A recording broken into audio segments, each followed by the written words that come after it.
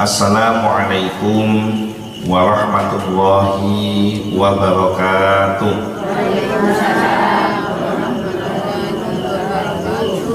Alhamdulillah, alhamdulillahilladzi anzala as-sakinata fi qulubil mu'minin liyazdadu imanan ma'a imanihim.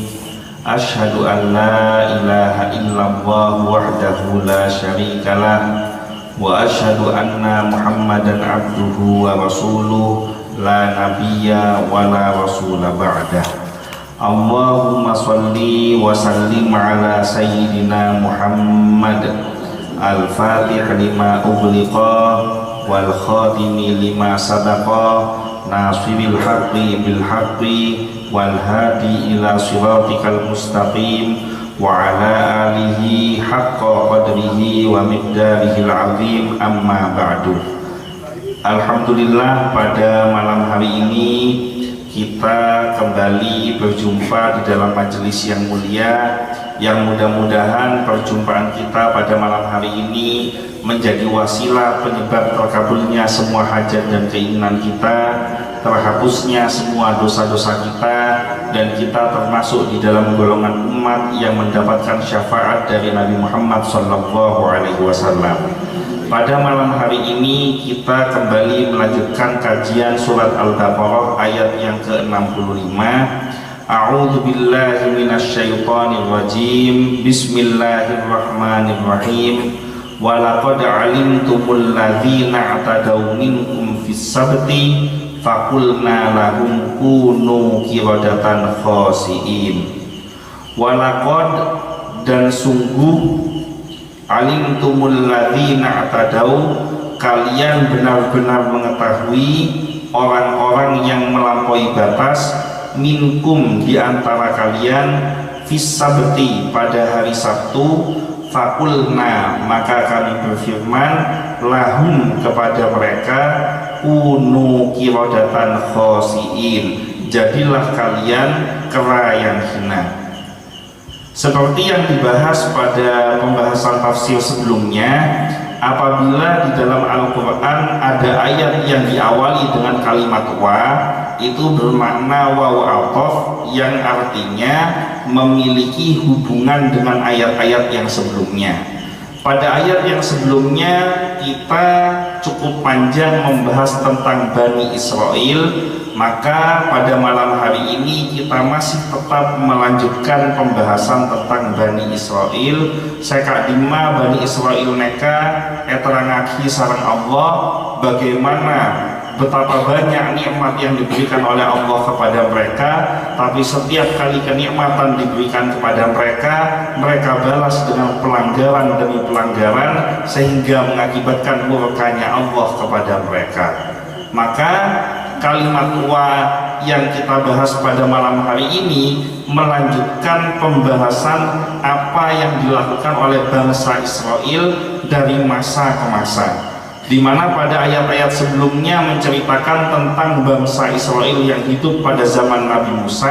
Maka pada malam hari ini di ayat yang ke-65 ini kita mempelajari kisah yang diceritakan di dalam Al-Quran tentang Bani Israel yang hidup pada zaman Nabi Daud.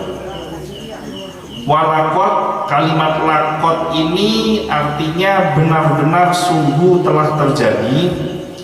Alimtum, dan benar-benar kalian telah mengetahui. Maksudnya kalian telah mengetahui itu adalah orang-orang Israel yang hidup pada zaman Nabi Muhammad SAW.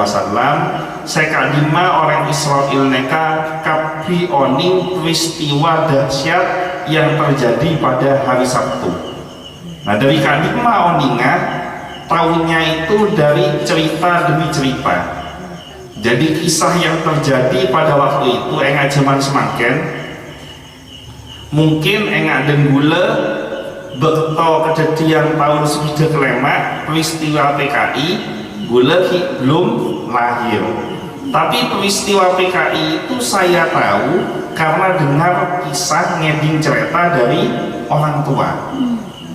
Dan anak dan gula insya Allah deki oni juga tentang peristiwa PKI walaupun mereka belum lahir karena diceritakan oleh saya sebagai orang tuanya.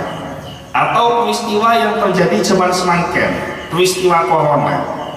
Insya Allah 20 tahun ke depan, 30 tahun ke depan dengan perkembangan teknologi ilmu pengobatan, insya Allah akan ditemukan bagaimana cara mengatasi virus corona. Maka virus ini nanti akan menjadi cerita yang mana anak-anak kita, cucu kita mungkin tidak mengalami kejadian yang terjadi pada hari ini, tapi mereka mengetahui bahwa pada masa lampau pernah terjadi kejadian-kejadian contohnya seperti virus COVID ini. Maka peristiwa yang terjadi pada hari Sabtu di mana orang-orang Israel sebagian dikutuk menjadi kera atau menjadi monyet, bahasa Inggrisnya monyet, motak, dikutuk menjadi motak, ini diceritakan dari masa ke masa sehingga dari zaman Nabi Daud depak ke zaman Nabi Muhammad Sallallahu Alaihi Wasallam. Maka kisah dalam ayat ini menunjukkan keorisinilan Al-Quran yang diturunkan kepada Nabi Muhammad Sallallahu Alaihi Wasallam. Saya kadima Nabi Muhammad neka akan terkenal sebagai Nabi yang ummi. Ummi neka artinya buta huruf. Nabi Muhammad tidak bisa baca dan tulis. Nah, maka tidak bisa baca dan tulisnya Rasulullah ini bukti bahwa Al-Quran benar-benar orisinil firman-Nya Allah. Umpama Nabi Muhammad bisa baca, mungkin bisa jadi peristiwa yang terjadi pada bangsa Israel di masa lampau mereka berasal dari sesuatu yang pernah dibaca oleh Rasulullah. Tapi ketika Rasulullah tidak bisa membaca dan Rasulullah menyampaikan peristiwa yang terjadi di kalangan bangsa Israel, yang mana Rasulullah sendiri adalah orang yang hidup dari bangsa Quraisy yang ada di Mekah, sementara bangsa Israel ada di Madinah, maka ini menunjukkan bahwa benar-benar Al-Quran adalah firman-Nya Allah. Nah, peristiwa ini sedikit saya menceritakan pada zaman Nabi Daud. Beda setong desa namanya Desa Ailah, letaknya berdekatan dengan laut, jadi semak ketasek. Nah, mata pencaharian penduduk Ailah neka adalah nelayan, jadi mengumpulkan ikan kemudian dijual di pasar.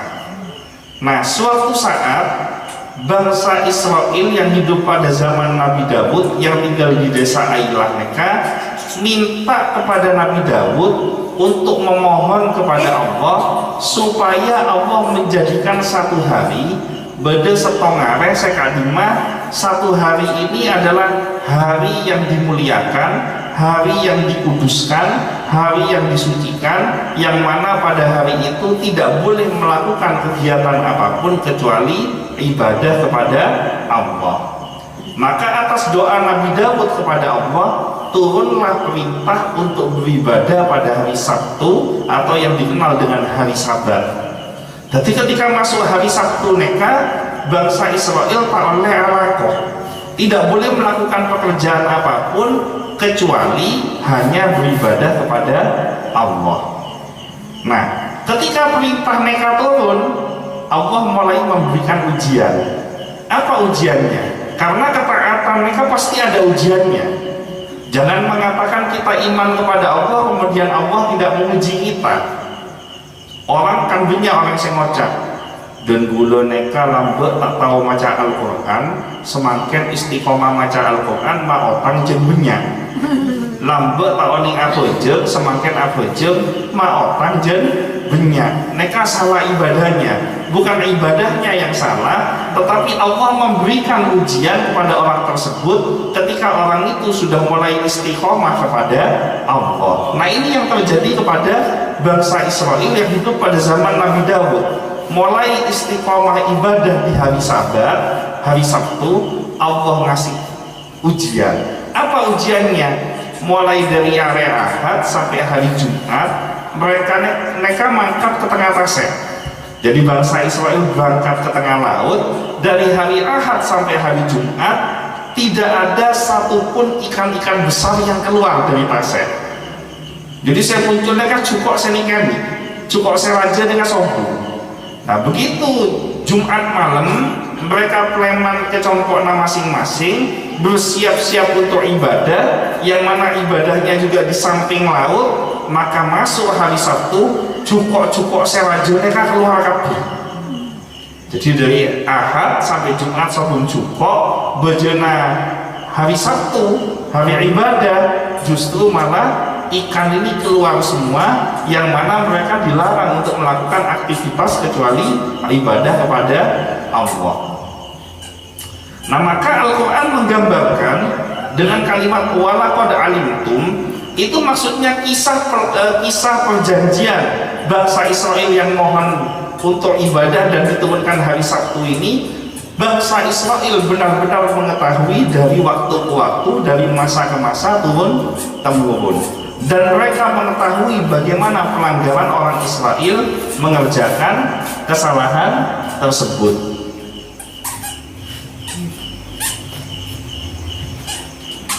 Nah sama dengan kita, orang Israel diwajibkan ibadah pada hari Sabtu, kemudian melakukan pelanggaran. Apa pelanggarannya? Begitu masuk hari Jumat, ini mungkin sepatunya enak dibuka aja, konsentrasi saya buyar soalnya. Sepatunya dibuka. Nah pada hari Jumat, mereka ini berangkat ke laut buat jala. Apa bahasa Maduranya jala itu? Jele, buat jele. Nah jala ini ditaruh di tempat yang tepat sehingga ikan-ikan ini masuk ke dalam jala tersebut. Nah orang Israel neneng.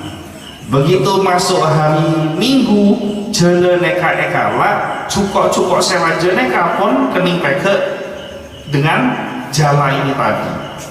Nah ini dikatakan tipu muslihat.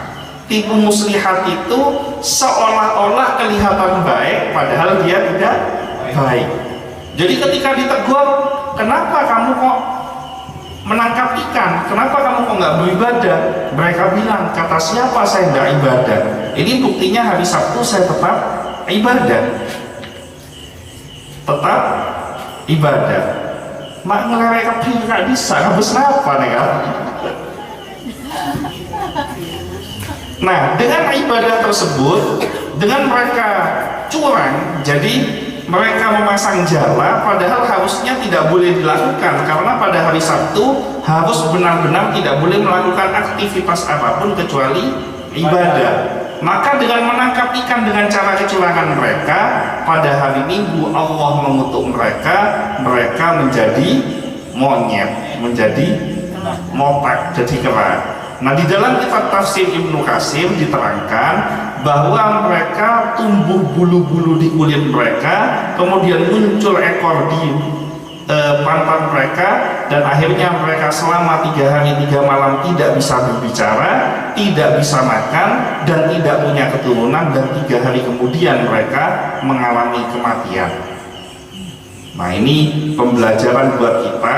Ketika ada kalimat alimtum, sungguh kalian telah mengetahui, maksudnya orang Israel telah mengetahui apa yang dilakukan oleh bangsa Israel dan hukuman apa yang diturunkan oleh Allah kepada mereka.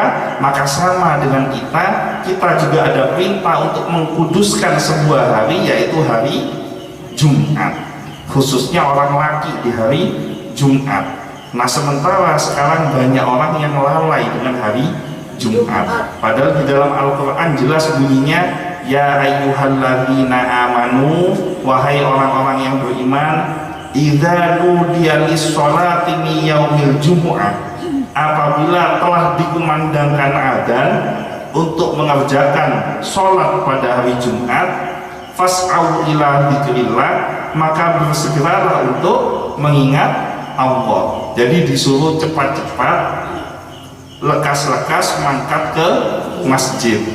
Wadharul bai, tinggalkan jual beli. Nah jumhur ulama mengatakan bahwa orang laki-laki yang mengerjakan transaksi perdagangan, melakukan pekerjaan ketika waktu sholat Jumat dilaksanakan, hukumnya adalah haram.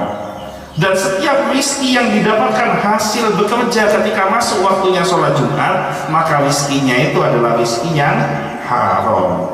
Nah, sementara cuman semakin di masjid-masjid yang besar banyak sekali terjadi di dalam mengerjakan sholat, di luar bejana sholat, bejana kunjung mereka pedagang tetap melaksanakan dagangannya.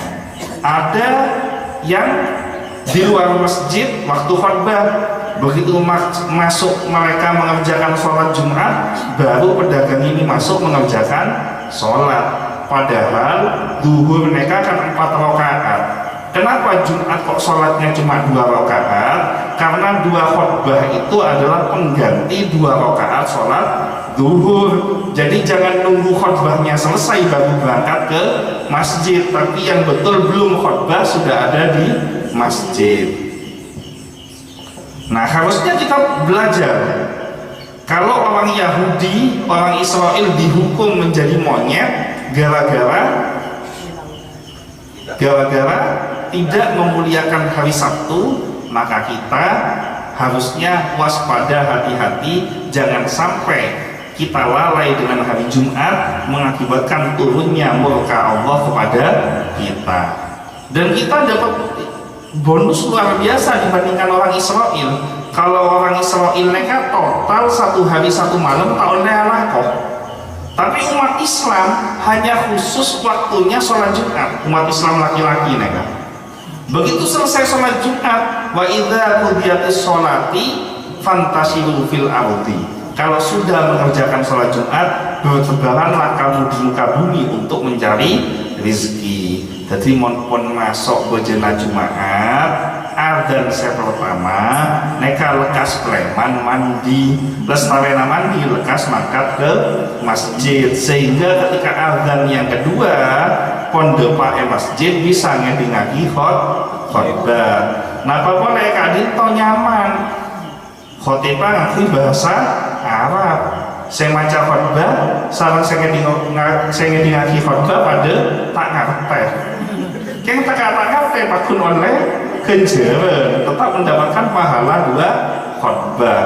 Sholatnya sampai lekas. Dan gula pernah kadito sareng Mas Gatot neka bejana Jumatan caan gula neka abid boneka ngadek paling awal bejana melaksanakan Jumatan dan selesainya pun paling awal. Jadi antak neka kita mulai adzan kanan, neka dito neka melestari kan nyaman. Alhamdulillah. Jadi sekejap bisa langsung alako. Jadi mon bodo orang pucang anom lake tanda apa jam Jumat neka salah dulu. Karena sudah masanya singkat sekali, sholatnya sekejap, khutbahnya sekejap, sudah sekejap pada tak ngerti. Kaki pakun oleh kenjeren ini sudah menggugurkan kewajiban dan bisa kembali melakukan aktivitas mencari rezeki. Ya, saya lanjutkan.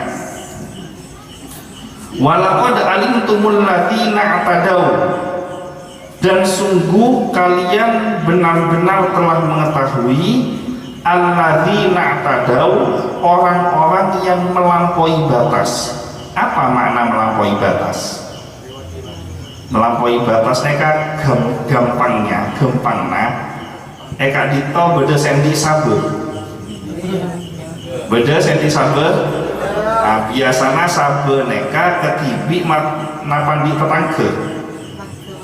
Kan beda tetangga pada saber kan. Di sebelahnya kan tanahnya orang. Terus saber neka beda patokna lawanten. Ada batas-batasnya, ya kan? Sebelah kanan batasnya di sini, kan? Di laut ekadito, beber etemor ekadito, kan beda patoknya, ada batasnya. Maka siapa yang menanam di dalam batas tanahnya itu namanya orang yang taat dengan batas-batas tanahnya. Tapi kalau ada orang nanam tanamannya tidak ditanam di tanahnya sendiri, tapi melewati melewati batas yang sudah ditentukan itu namanya melampaui batas. Beda apa sombong? Linto. Banyak saya ngalakan panana orang banyak. Bani Israel ya. Jadi melewati batas, dia melampaui batas. Nah, di dalam Islam yang namanya melampaui batas itu adalah batasan-batasan kebaikan di dalam Islam adalah perintah dan larangan dari Allah. Maka siapa yang menjalankan perintah Allah, siapa yang menghindari larangan Allah, maka dia termasuk golongan orang-orang yang tidak melampaui batas. Tapi kalau dia tidak menjalankan perintah Allah, dia kerjakan larangan-larangan Allah, maka ini orang yang melampaui batas. Etakon abejeng tanda abejeng, bejena pasaan tanda apasa, endi penghasilan koncokop kebe azakat tanda azakat. Nah ini orang yang melampaui batas. Bahkan sekarang mereka miris, banyak orang-orang Islam yang menggampangkan sholat. Sholat mereka dianggap sesuatu yang enteng, yang remeh. Padahal orang yang meninggalkan sholat ini ancamannya sangat mengerikan di dalam Al-Quran. Ketika Nabi SAW melakukan perjalanan dalam peristiwa Isra wal Mi'raj, beliau sampai di satu neraka yang namanya Sakor. Kemudian ditanyakan kepada orang-orang penghuni Sakor di dalam neraka ini, masalakakum fi Sakor, apa yang menyebabkan kalian berada di dalam neraka Sakor? Qalu, orang-orang ini menjawab, lam naku minal musallin, kami dulu suka lalai meninggalkan sholat. Nah, mereka ngastete cepat gempang meninggalkan sholat karena ancamannya mengerikan. Minimal orang Islam yang tidak sholat pasti walaupun rezekinya banyak, walaupun jabatannya tinggi, tapi pasti hatinya tidak punya ketenangan. Kenapa? Karena tidak ada bimbingan dari Allah. Dan orang yang tidak sholat, maka dia termasuk orang yang melampaui batas. Sama seperti yang dilakukan oleh bangsa Israel yang suka melampaui batas. Alladzina tadau, yaitu orang-orang yang melampaui batas minkum, dari kalian. Maksudnya dari kalian itu bukan semua bangsa Israel, tapi hanya beberapa orang-orang Israel. Empi aja abayang lagi seolah-olah semua bangsa Israel mereka coba, karena bangsa Israel yang solid, yang taat juga banyak. Buktinya Nabi dan Rasul banyak sekali dari kalangan bangsa Israel. Nabi Musa dari kalangan bangsa Israel, Nabi Daud, Nabi Sulaiman, termasuk Nabi Isa juga dari kalangan bangsa Israel. Maka pengikut-pengikut yang taat kepada mereka, pada nabi-nabinya, maka ini termasuk orang Israel yang soleh. Nah, di dalam Al-Quran yang diceritakan ini orang-orang Israel yang melakukan perbuatan yang melampaui batas. Apa pelajarannya dari sini? Kalau ada seseorang yang melakukan perbuatan yang keliru, itu tidak menggambarkan golongannya. Misalnya beda ujel, gula compo ujel, ketepaan di panglako orang pucangan nom umpama, ternyata tepak seta ejek ngecok, pas gula ngocak mak orang pucangan nom mak ngecokan, lah cek ngalak panglako dari pucangan nom karena ngecokan. Mereka kelewa apa benda? Kelewa. Kenapa? Karena yang mencuri cuma satu, tapi kita sudah menghukumi satu pucang anom tapi maleng. Nah, mereka tak oleh. Karena ini oknum. Nah, ini yang terjadi zaman sekarang. Berapa banyak oknum-oknum penjahat yang menggunakan baju Islam, kemudian dia mengatasnamakan Islam, menebarkan teror, sehingga akhirnya orang-orang non-muslim menganggap Islam ini adalah agama yang radikal, agama yang senang dengan kekerasan. Padahal itu oknum, tidak menggambarkan Islam secara keseluruhan. Jadi tak lagi umpama beda satu golongan kok oknumnya melakukan kesalahan, empian tak oleh nyalahi kabeh, karena bukan berarti semuanya salah. Bahkan jangan sampai anak yang melakukan kesalahan kemudian bawa-bawa nama orang tuanya, mereka tak lagi juga. Misalnya bapaknya seorang ulama, seorang kiai besar, ternyata anaknya tidak mengikuti lampana reng sekolah. Nah akhirnya dibawa-bawa neka orang tua anak serta ejub, padahal belum tentu orang tuanya yang gak ejub, sudah dididik mulai dari kecil, ternyata begitu dewasa setelah pergaulan akhirnya tidak mengikuti jejak kedua orang tuanya. Tidak boleh menghina seseorang, menyalahkan seseorang hanya karena perbuatan segelintir manusia. Jadi bangsa Israel yang dimaksud di ayat ini bukan bangsa Israel secara keseluruhan, tapi hanya bangsa Israel yang mengakali Allah dengan cara mege jukok, memasang jala sebelum hari Sabtu. Yang dinamakan pekerjaan itu kan dari awal sampai akhir. Misalkan empian mancing atau empian masak, misalkan yang namanya masak itu masak apa sih paling abid? Masak bubur umpama, masak bubur mereka kan berabid dari ngodiin kompor sampai kompor yang paten mereka namanya masak bubur. Walaupun meskipun empian sudah ngodiin kompor, pas mengerjakan pekerjaan yang lain umpama nyesak, umpama apa sako, menyapu, meskipun nyapu, meskipun nyuci, tapi pekerjaan memasak bubur ini kan sudah satu paket dari awal sampai jadi bubur. Maka sama orang Israel ini ketika dia pasang jala pada hari Jumat, kemudian dipanen pada hari Minggu, efek pada hari Minggu jukok neka, itu sama dengan melakukan pekerjaan nangkap ikan dari Jumat sampai Minggu, walaupun hari Sabtunya mereka ibadah. Karena aturannya tidak boleh mengerjakan pekerjaan apapun pada hari Sabtu, pada hari ibadah tersebut. Walaqad alimtumul ladzina ankum fis sabti, dan benar-benar kalian telah mengetahui orang-orang yang melampaui batas salah seorang dari kalian fis sabti pada hari Sabtu. Nah, sekarang kita mengkaji soal hari Sabtu. Dalam Al-Quran, hari yang disebutkan itu hanya ada dua. Pertama ayat keadil tahu hari Sabtu, yang kedua hari Jumat. Padahal hari itu ada 7, kan beda rektor. Dan penyebutan hari itu biasanya mengikuti urutan hari tersebut. Hari yang pertama disebut Yaumul Ahad, hari Ahad, hari yang pertama. Hari kedua disebut Senin. Senin mereka asal katanya dari Isnain. Isnain ini maksudnya hari yang kedua. Hari selanjutnya Selasa. Selasa mereka asalnya dari As-Sulasa, maksudnya hari yang ketiga. Selanjutnya Rabu. Rabu mereka asal katanya dari Ar-Rubu, hari yang keempat. Selanjutnya Kamis, asal katanya dari Al-Khamis, hari yang kelima. Begitu masuk hari yang keenam, bahasa Arabnya 6 itu adalah sadisah, mestinya kan as-sadis. Kenapa kok jadi al-Jum'ah? Karena asal katanya al-Jumu'ah ini dari jamaah.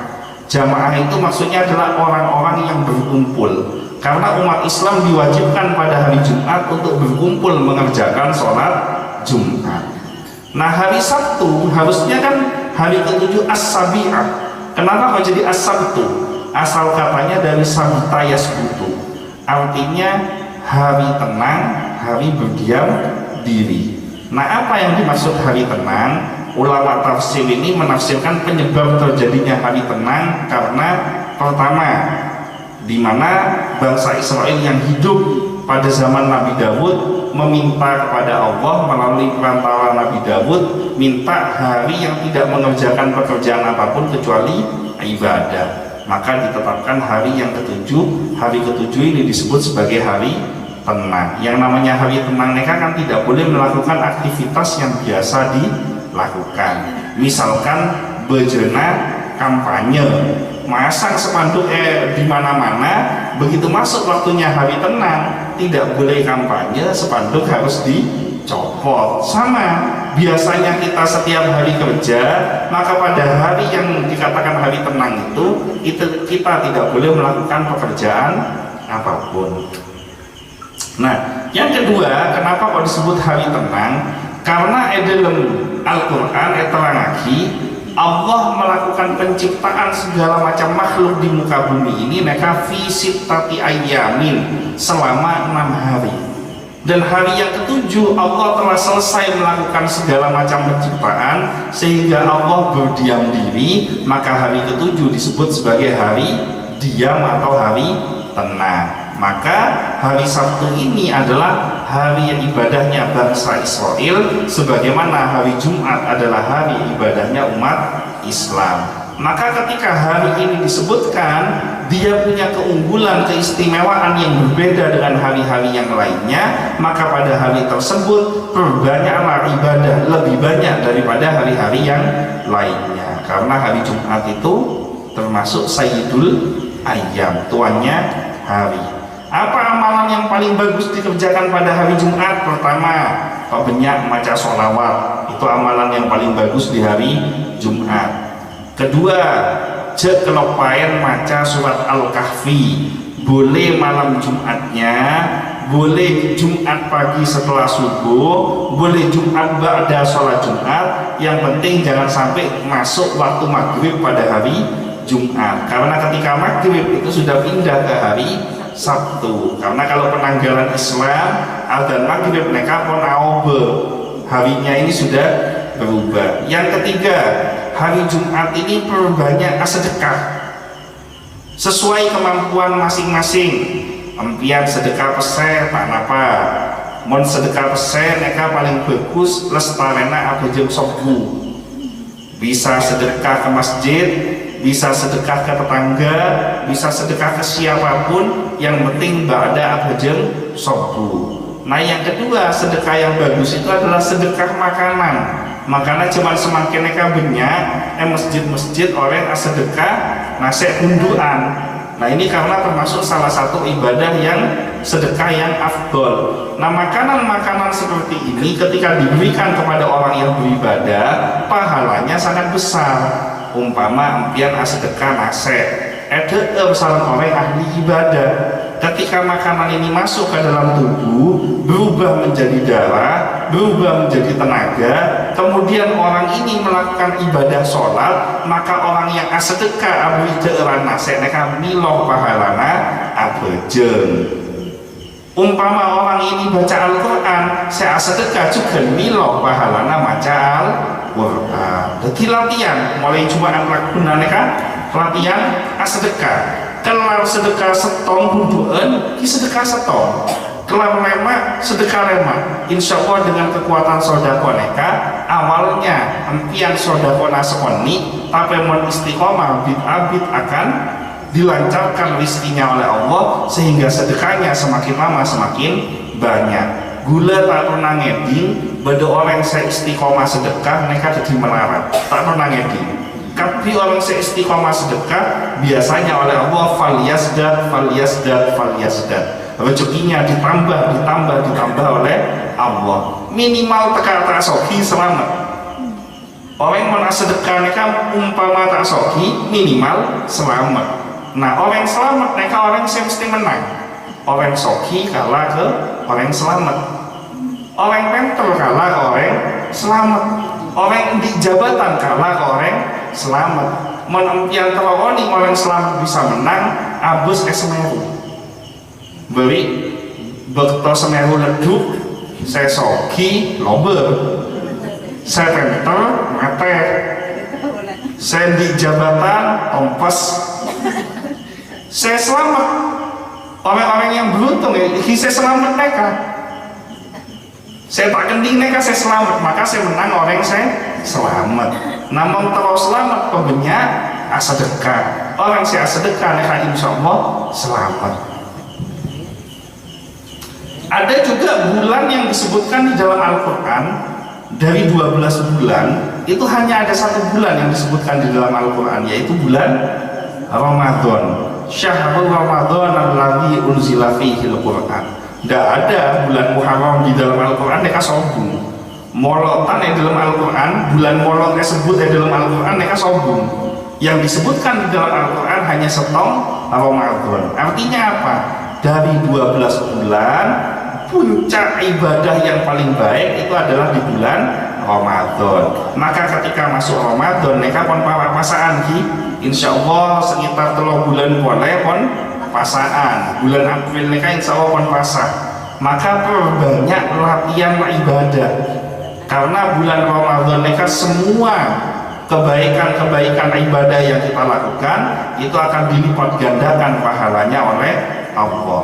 Dan ciri-ciri orang yang Ramadannya diterima oleh Allah, setelah Ramadan berlalu kebiasaan ibadahnya berubah. Empian semakin tak oning abajeng tahajud, barokahnya Ramadan aja ke sahur, waktunya sahur bangun. Nah kemudian setelah lewat Ramadan waktunya sahur tetap bangun, dilanjutkan dengan sholat tahajud, berarti Ramadannya sudah diterima. Sekarang jarang baca Al-Quran, begitu Ramadan semangat tadarusan. Selesai Ramadan pakun semangat baca Al-Quran, berarti Ramadannya diterima. Kan banyak cuman semakin mereka baca Al-Quran bojona Ramadan takal hatam 5 kali 6 kali, tapi begitu masuk di bulan Syawal tahun ini negu Al-Quran. Takal Al-Quran mereka pakun mapan karena tak pernah tak pernah baca. Nah gula juga titip, ketika Ramadan besok jangan sampai empian apasa tapi tak bejeng. Banyak mereka orang apasa kan tak bejeng. Puasa wajib, sholat juga wajib. Neka pada bayi, orang bini atau orang laki nutup aurat di bagian atas tapi tangan bisa lebar. Nah artinya apa? Artinya nilai ibadahnya ada yang bocor. Jadi ibarat tembok mereka bocor, empian apasa tapi tak bocor, nilainya ini bocor, tidak ada nilai. Jadi sholat harus dijaga, puasa dikerjakan. Fakulna, maka kami berfirman lahum kepada mereka, kunu, jadilah kalian kirodatan khosiin, monyet yang hina atau kera yang hina. Kalimat kunu ini sama dengan kalimat kun fayakun. Innama amruhu idza arada syai'an ayyaqula lahu kun fayakun. Kalau Allah yang mengatakan kun, maka pasti akan terjadi. Maka ketika Allah mengatakan kunu kiwadatan khosiin, jadilah kalian monyet yang hina, maka orang yang dimaksud oleh Allah seketika berubah menjadi monyet. Nah, perubahan bangsa Israel menjadi monyet ini ada 2 pendapat yang berbeda. Pendapat yang pertama, secara zahir memang betul-betul orang mereka jadi motak. Jadi zahirnya berubah dari manusia berubah menjadi monyet. Pendapat yang kedua mengatakan bahwa fisik manusianya tidak berubah, tapi akhlaknya yang berubah seperti monyet. Karena monyet ini akhlaknya kan tak bagus. Monyet mereka buru norot, mereka laki tongkat, tonga buru norot. Montak tong tak bisa norot. Koceng, embi, mereka kan tidak menggunakan kekerasan, bisa nurut, tawa ocak. Norot bahasa apa nih? Tawa ocak, salah. Jadi karena tongkat tawa ocak. Jadi dengan kekerasan baru nurut, baru ikut. Nah yang kedua, monyet ini binatang yang tidak tahu terima kasih. Coba yang membeda motak, beri terang, beri gedeng, apa beri kacang, sobung motak saya mesem kempian. Beri gedeng pak mesem kempian, takutnya bibi. Nah mereka kan makhluk yang tidak tahu terima kasih. Jadi membeda orang sudah dikasih pertolongan, dikasih bantuan, tidak terima kasih. Apalagi yang memberikan bantuan yang dijelek-jelekan, difitnah. Aneka pada gue sareng empian saya ngocak lebih dulu. Beda neka orang alakoh kesetong juragan. Setelah ambu dari juragan saya abid, ngalai ke juragan saya anyar, saya abid neka ini coba menolong. Padahal saya abid neka banyak kebaikan-kebaikan yang sudah dilakukan. Aneka tak oleh. Jangan mengumbar aib orang yang pernah membantu kita, karena setiap orang pasti ada aibnya. Nah, pendapat ulama yang kedua ini hanya sebagian kecil yang mengatakan yang berubah akhlaknya tapi zahirnya tidak berubah. Dan ini bisa dibantah. Dibantahnya bagaimana? Kalau hanya akhlaknya saja yang dirubah, maka tidak ada pengajaran hukuman di situ. Tapi kalau secara fisik betul-betul berubah, maka ini namanya khariqul adah, sesuatu yang terjadi di luar kebiasaan, di mana manusia ini berubah menjadi monyet. Nah, sehingga ada pengajaran, ada efek ketakutan orang-orang meninggalkan ibadah pada hari yang diperintahkan untuk ibadah. Nah, yang menjadi pertanyaan selanjutnya, kenapa kok diubah jadi monyet? Kenapa kalau tidak dirubah umpama jadi embi, jadi sape, jadi koceng, benar jadi motak? Nah, ulama tafsir menyatakan bahwa monyet ini kan secara zahir bentuknya ropana kan pada sarang menungsa, kan zahirnya kan pada sarang menungsa, tetapi isinya, akal pikiran dan hatinya tidak sama dengan manusia. Zahirnya sama, tapi isinya tidak sama. Zahirnya bentuknya tangannya sama, jarinya sama, telinganya sama, kakinya sama, semuanya hampir memiliki kemiripan dengan manusia, tetapi pada hakikatnya motak neka benih menungsa. Nah, apa maksudnya? Ini pengajaran Allah memberikan hukuman sesuai dengan kesalahan yang diperbuat. Mereka ini kan kesalahannya seolah-olah mereka ibadah pada hari Sabtu, padahal mereka mencemari, melakukan pelanggaran pada hari Sabtu. Berbuat salah, tetapi menunjukkan seolah-olah tidak buat salah. Cuman semakin neka banyak orang-orang model neka.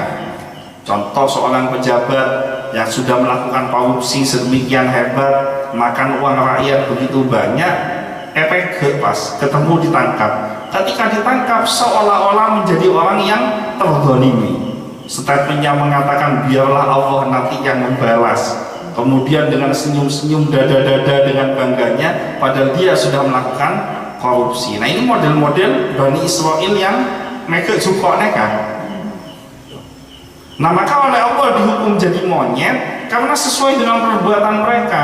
Zahirnya seolah-olah menunjukkan mereka adalah orang yang taat, padahal hatinya tidak taat kepada Allah. Dan ini banyak sekarang manusia-manusia mental motak mereka banyak. Zahirnya kelihatan seperti orang yang baik, zahirnya seperti orang yang alim, tapi ternyata kenyataan di dalam hatinya dia punya niatan-niatan yang tidak baik. Terutama mon bejena semak ke pemilu, pilihan mulai dari dewan, kepala daerah, termasuk petenggi, beda oknum-oknum takabi, petenggi sebagus banyak, anggota dewan yang amanah ya banyak, kepala daerah yang amanah banyak, ada oknum-oknum. Begitu menjelang masuk pemilihan, jadi orang bagus. Taoning ke masjid bisa mangkat ke masjid, kena neka mulai dari karpetnya, Qurannya, sampai jilbabnya ibu-ibu, ya kan? Kena kapi, sarong, kena sajadah, yang malah tak bisa husuk, sajadah bagi di atasnya ada tulisan coblos nomor sekian. Jadi apa jeng apa semacam. Tidak pernah awalnya ibadah, kemudian gara-gara mencalonkan, dia berangkat ke tempat ibadah seolah-olah paling alim di TV. Tidak pernah melakukan sodako, tapi begitu masuk waktunya pilihan dia sodako ya. Sanlakan lah itu boleh, tekan hal boleh. Nah, ini masuk kategori orang-orang yang bermental monyet. Ketika dia menjabat tidak amanah pada benikun saya kalah, saya menang tak amanah mereka pada bayi saran mental motak, benih motak, mental motak. Ini banyak zaman sekarang. Maka kita insya Allah 2 tahun lagi, kita ke 3 tahun lagi kita akan menghadapi pemilu kembali, pemilihan presiden. Kalau pemilihan bupati tidak tahu kurang berapa tahun, setahun atau 2 tahun kayaknya. Istikharah mohon kepada Allah supaya pemimpin yang memimpin kita kelak adalah pemimpin yang sayang kepada rakyatnya dan takut kepada Allah Subhanahu wa Ta'ala. Kalau dia sayang kepada rakyatnya, dia takut kepada Allah, maka semua kebijakan-kebijakan yang dilakukan akan menjadi kebijakan yang membawa rahmat. Kalau mau lihat pemimpin yang baik itu gampang, lihat fakir miskin yang ada di lingkungannya terjamin atau tidak, lihat angka kejahatan yang ada di lingkungannya menurun atau tidak, lihat madrasah-madrasah yang ada di lingkungan kekuasaannya semakin maju atau tidak, lihat tempat-tempat ibadah, masjid-masjid musola yang ada di lingkungannya di daerah kekuasaannya semakin baik atau tidak. Kalau tidak pernah ngurusi fakir miskin, tidak pernah ngurusi madrasah, tidak pernah ngurusi masjid, tidak pernah ngurusi pondok pesantren, umpama pilihan berikutnya nyalon lagi boleh, cewek. Kenapa? Karena ada maslahat. Jangan ditukar hanya karena uang sekian rupiah, akhirnya 5-6 tahun ke depan kita dipimpin oleh orang-orang yang tidak amanah. Mudah-mudahan semua baik di Puncak Anom ataupun di mana saja, kita kemarin baru saja melaksanakan pemilihan kepala desa, siapapun yang dimenangkan oleh Allah Subhanahu wa Ta'ala menjadi pemimpin yang amanah, pemimpin yang cinta kepada fakir miskin, pemimpin yang menggunakan kekuasaannya untuk menolong agama Allah, dan mudah-mudahan yang kalah kita doakan diberikan lapang dada, diberikan keikhlasan, diberikan semangat untuk tetap bermanfaat buat orang-orang yang di sekelilingnya, karena untuk jadi orang yang manfaat tidak hanya harus jadi petinggi, menjadi rakyat biasa pun tetap bisa membawa manfaat buat orang-orang yang ada di sekelilingnya. Yang terakhir kalimatnya khosiin. Khosiin itu artinya hina. Apa makna hina ini? Hina ini orang yang jauh dari kebaikan. Jadi kalau sudah terhina berarti dia terjauhkan dari kebaikan. Maka orang-orang yang melakukan perbuatan melampaui batas, dia pasti akan mendapatkan kehinaan baik di dunia maupun di akhirat. Jadi hidupnya kita itu tidak usah ruwet-ruwet, odik neka tak usah ruwet. Pokoknya apa yang jadi perintahnya Allah itu kerjakan.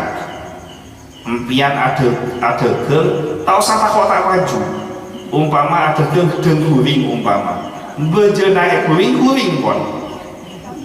Waktunya mau jejaki pun, masuk beje naik beje. Umpama sampai beje naik totok tak maju, sedekaki, karena marah. Lakuna onangin polek. Neka beda setok kejadian. Ini kisah nyata ini. Orang jualan pisang goreng, pagi goreng, jadi memulai karir jadi pedagang pisang goreng.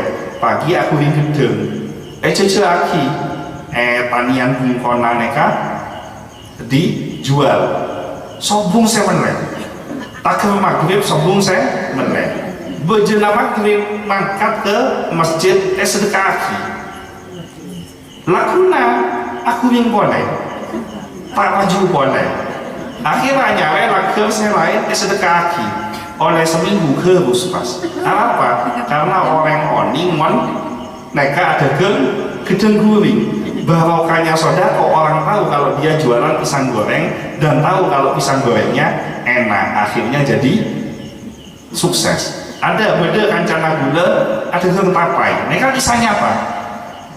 Mon ponta paju di anak montuk sekolah je. Mon ponta paju neka tapai sebenarnya neka sambil ke pondukan bagi ke santren. Semakin sokina takapra ada geng tapai. Ini kalau mau dideteksi ketemu. Pokoknya pengusaha tapai yang bener besar di anak montuk sekolah je kedua apa? Secara ekonomi meningkat saat ini. Gula tidak menyebutkan namanya, tapi ada pembelajaran di situ. Jadi empian tak sawat-sawat pun. Bejena bejena ada geng, montar paju sedekaki. Lakuna ada geng pada timbang bucok. Dompian ada geng guring, mon sobu saya melek. Masa empian umpama gedeng telok kejeng guring, tak maju. Kelar empian ada rapi. Kan tak kenal sedekah.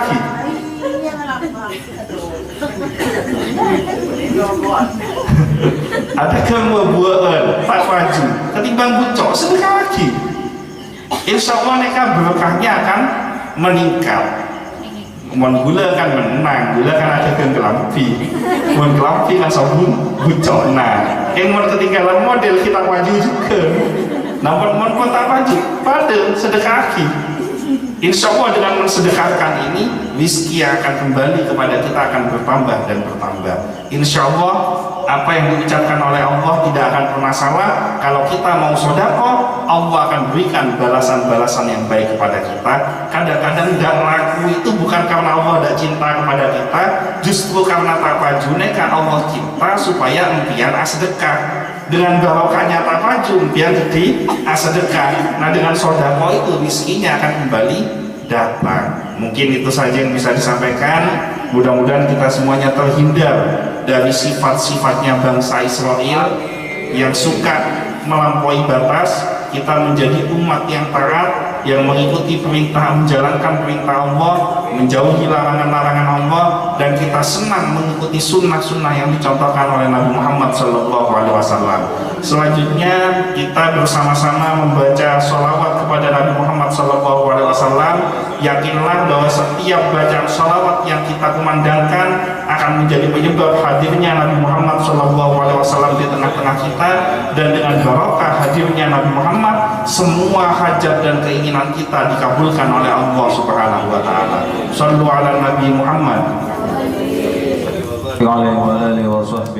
Muhammadin sholatan tunjina biha min jami'il ahwal wal afat wa taqdi lana biha jami'al hajat wa tutahhiruna biha min jami'is sayyi'at wa tarfa'una biha indaka 'alal darajat wa tuballighuna biha aqsal ghayat min jami'il khairati fil hayati wa ba'dal mamat.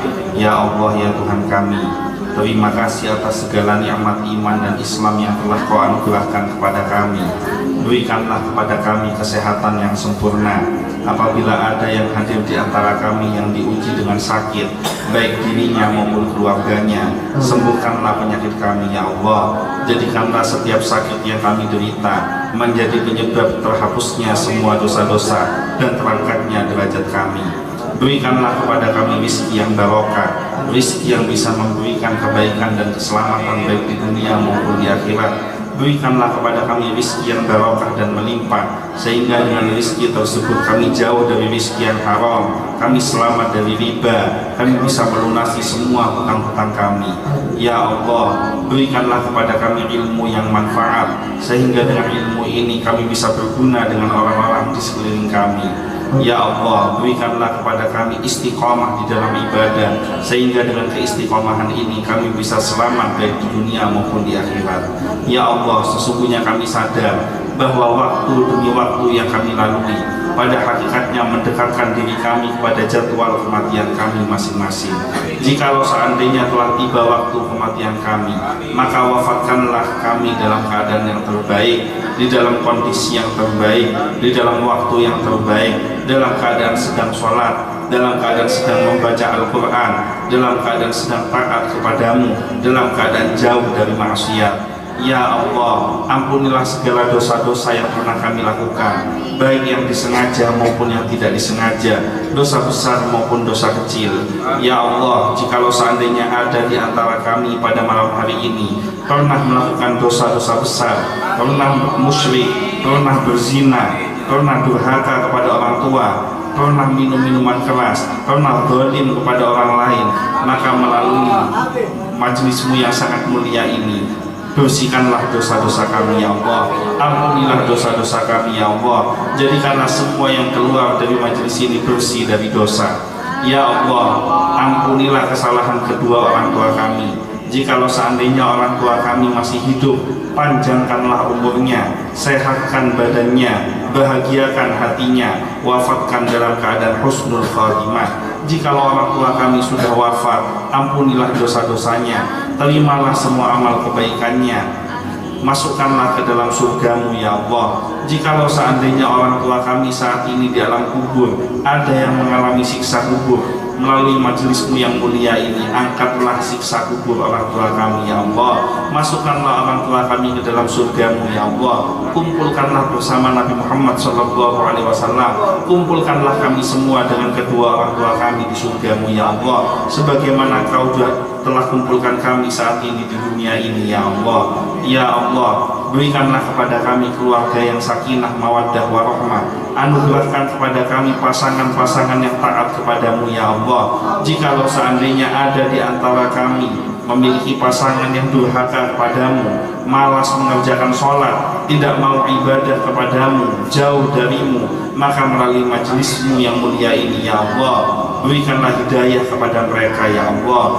lembutkanlah hatinya dan berikanlah ketabahan kepada kami dalam menghadapi mereka ya Allah. Berikanlah kepada kami anak-anak yang soleh, anak-anak yang bisa mengantarkan kami menuju surgamu, anak-anak yang bisa menyelamatkan kami baik di dunia maupun di akhirat. Hanya kepadamu lah kami memohon, hanya kepadamu lah kami berdoa, dan kami yakin bahwa setiap doa yang kami panjatkan pasti akan kau kabulkan ya Allah. Rabbana hab lana min azwajina wa dzurriyyatina qurrata a'yun waj'alna lil muttaqina imama.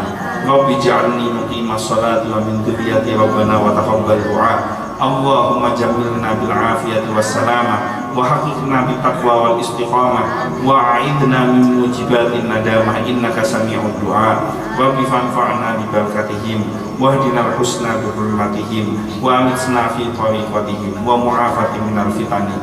Rabbana atina fid dunya hasanah wa fil akhirati hasanah wa qina adzabannar. Subhana rabbika rabbil izzati amma yasifun wa salamun alal mursalin walhamdulillahi rabbil alamin. Al-Fatihah.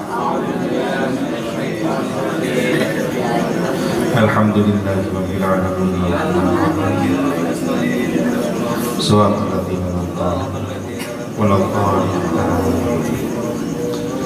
Informasi untuk kajian 2 minggu yang akan datang bertepatan dengan tanggal 27 Desember. Tunggu situasi pada saat itu, karena menurut informasi dari pemerintah bahwa akan ada rencana menyelenggarakan PPKM disesuaikan dengan kondisi masing-masing kabupaten. Insya Allah mudah-mudahan kita dalam kondisi yang kondusif dan tenang. Apabila situasi dalam kondisi yang tenang dan kondusif, maka tanggal 27 Desember kita akan melanjutkan kajian tafsir Al-Quran dan majelis zikir Ihsan Kamil dengan tempat menyusul. Nanti akan diinformasikan tempatnya. Mungkin itu saja, kurang lebihnya mohon maaf. Jangan pulang dulu, seperti biasa kita lanjutkan dengan qasidah Qad Kafani. Mudah-mudahan apa yang kita baca di Qad Kafani ini menjadi penyebab hilang semua kesulitan kita, dikabulkan semua hajat kita. Jadi walaupun tidak ngerti, ikut dengarkan saja, insya Allah itu sama saja dengan membaca. Sekian, terima kasih. Wabillahi taufiq wal hidayah. Wassalamualaikum warahmatullahi wabarakatuh. Waalaikumsalam warahmatullahi wabarakatuh.